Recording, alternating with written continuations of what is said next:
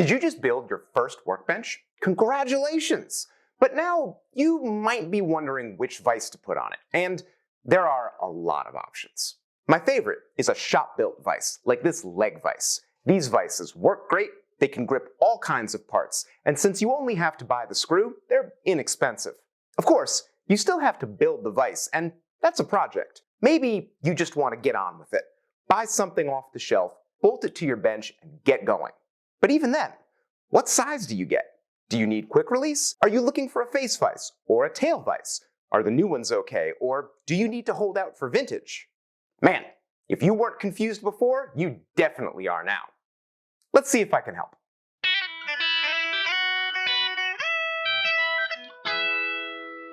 Okay, assuming you're right-handed, the vise you put over here is called the face vise. And for most of us, the face vise is essential. If your bench only has one vise, this is where you're going to put it. Of course, you might notice this bench has a second vise over here. Do you need one of those too? Well, maybe. We'll get to that in a second.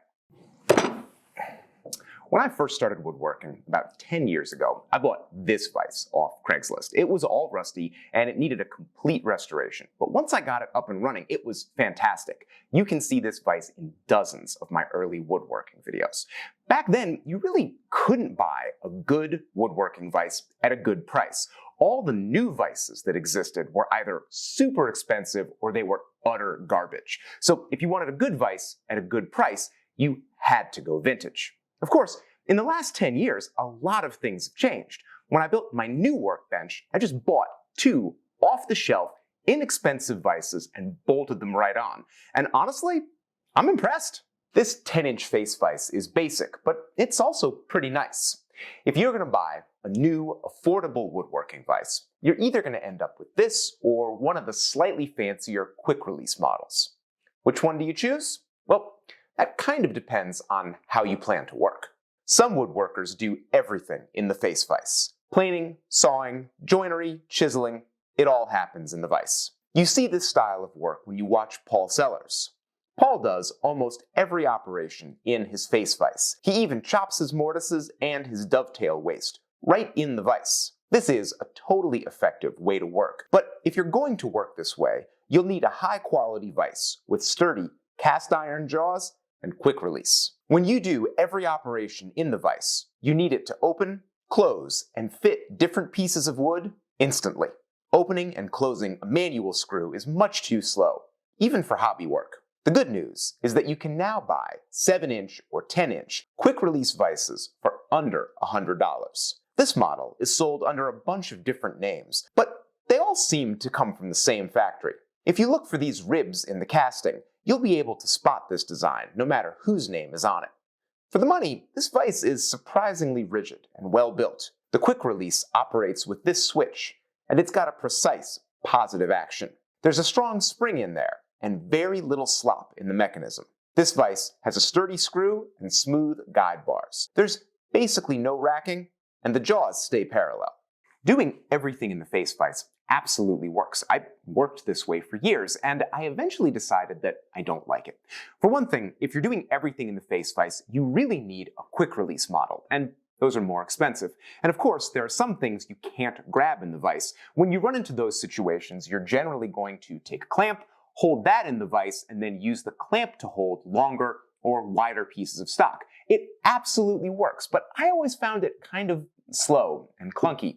The last problem is that if you're doing everything in a quick release face vise, well, you only have one solution for all your different work holding operations, and so you're not very flexible. I worked for a few years in production furniture shops, and most of them didn't have proper workbenches with nice quick release vices, and it was a real adaptation for me because I only had one way of doing things. As I got more into historical woodworking, I realized that a much better approach, for me anyway, was to use the entire bench and use different parts of the bench for different operations.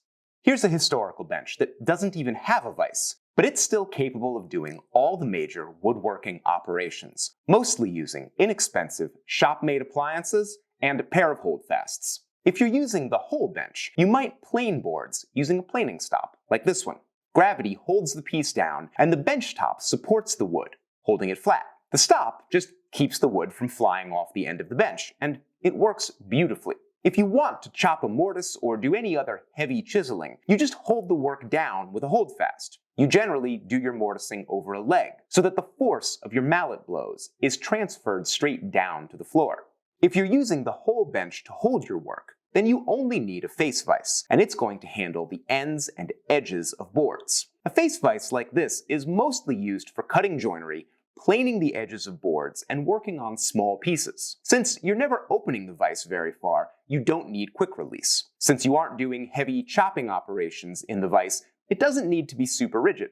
Your face vise can't be tiny and cheap, but there are some simple, inexpensive models that still get the job done. This vise is simple and inexpensive, but it's also pretty good. It's not quick release, so opening and closing it is slow, but since you're only using it for the ends and edges of boards, you're never opening it very far. Speed isn't really an issue.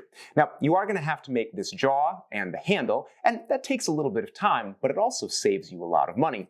You're also going to need to make a rack stop like this. It's just some little shop scraps with a dowel through them. If you're only holding a board on one end of the vise, which happens all the time, you take a couple of those scraps and you jam them in the other side, and that keeps the vise jaw parallel to the bench top. It's really handy. I knocked this together in about an hour out of free materials, so it was no big deal. I find that when I'm using my whole bench to do my woodworking, a simple, slow vise like this one is perfect, and I only need the one. Of course, I'm saying all this right now from a bench that has another vise at the other end, and you might be wondering what that's about. Let's talk about it. This is called a tail vise. If your bench has two vices, one of them is going to be in this position. This vise pinches the ends of long boards, holding them flat for planing and other operations on the board's face. Tail vises work very well, but they have a lot of drawbacks. They make your bench more expensive and time-consuming to build, because you're buying a second vise, and it really needs to be quick release. Your tail vise needs a dog built into the jaw, and you'll also need a row of dog holes on the front edge of the bench. None of this is a deal breaker, but tail vises are pretty inefficient. If you're working on boards of different lengths, then you're constantly moving dogs and adjusting the vise in and out. A simple planing stop has none of these limitations. It handles short boards and long boards equally well, and you never need to change any settings. The biggest problem with the tail vise is it makes woodworkers think that every piece of wood needs to be clamped down before you can work on it. And that's just not true. Planing against a simple stop works great, and a stop even handles edge planing if the boards are narrow. Lots of woodworkers do chiseling and other chopping operations right on the bench top without any kind of work holding. And you can use your body weight to hold boards down for sawing, especially if you're using a little bench like this one. The guys over at Mortise and Tenon magazine really champion this approach. They call it working free. It's efficient and historically accurate. When you work with minimal work holding, you do need to develop your skills. Planing against the stop is harder than using a tail vise, but a little practice will get you there, and you can do your work on a simpler, less expensive bench. So, if I'm sort of against tail vises, why do I have one on this bench? Well, this is my quick stack bench, and it's made to come apart so you can move it or store it really easily.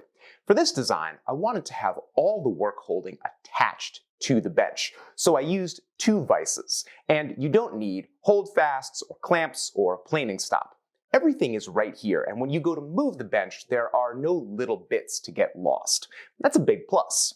Now, since I've been using this bench, I've actually been surprised at how much I like having a tail vise. Once in a while, you have a board that's really twisted and it won't lay flat, and using a planing stop is really difficult. Tail vise is very helpful. But that situation doesn't come up very often. I would say 99% of boards can be planed against a planing stop, and it's only occasionally that you really need to lock something down with a tail vise. So where these are concerned, I would say that you don't need a tail vise, but you definitely might want one, and that's totally fine. So what should you do if you're just starting out and you don't have a lot of money? Well, I recommend you build a basic workbench like this one. Put an inexpensive vise in the face position, and add a planing stop. This basic work holding is all you'll need for a bunch of projects, like boxes, stools, and benches. Once you get into chopping mortises or working with bigger stock, you might want to add a pair of holdfasts. I like the Gramercy holdfasts. You can buy two for $40. and that's a good deal. This setup is simple and inexpensive, but it also forces you to learn your tools and develop good technique. For instance, when you're planing against a simple stop, you have to control the direction of your planing and lift your plane on the return stroke so you don't pull the board away from the stop. If your work is always clamped to the bench top, you might not notice sloppy technique or wasted energy. Work this way for a year. After that, you might decide that you want a tail vise or a fancier bench with more work holding, and there's nothing wrong with that. Step up to the more complicated and expensive options once you've mastered the basic and the inexpensive. That way, you'll know that you're not wasting time or money. Building my portable takedown bench gave me the opportunity to try out a couple of these inexpensive import vices. For years, I dismissed these vices because they sucked. But they don't suck anymore. They're actually pretty great, especially for the price. This face vise comes in at about $60, and it's very simple, but it's also robust and works really well. This tail vise is $79 or $80, which is still pretty cheap for a tool that's, it's honestly really good. If you wanted to do everything in your face vise, well then a quick release model like this would be a great choice. I will put links to both of these vices down in the description. And I'll also put up links to the plans for my English joiner's bench. That's the simplest, cheapest bench I know how to build, and also my portable quick stack bench. We've also got a course on the quick stack bench if you need a little bit more help making it, and I'll put a link to that too. And of course, these videos would never be possible without my patrons on Patreon. They provide the support and the community that allows me to make good content and give most of it away for free. If you'd like to be one of those people, go on over to patreon.com/RexKrueger and check out all the rewards and extras we have for the people who make this content possible. I'll see you next week. Thanks for watching.